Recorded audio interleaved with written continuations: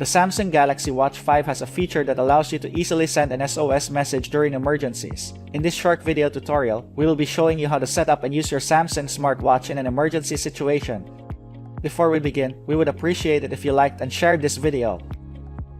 In order to use the SOS feature of the Galaxy Watch 5, you must first set it up using the Galaxy Wearable app of the paired phone. Tap Watch Settings on the Galaxy Wearable app.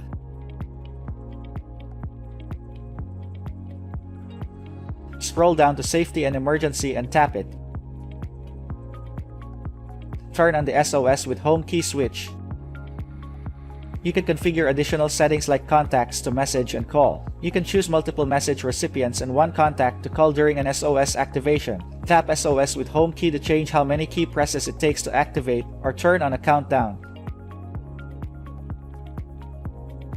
After you have set up the SOS feature, you can now use it to make an SOS call or send out an SOS message. Just quickly press the watch's home key 3 or 4 times depending on your setting.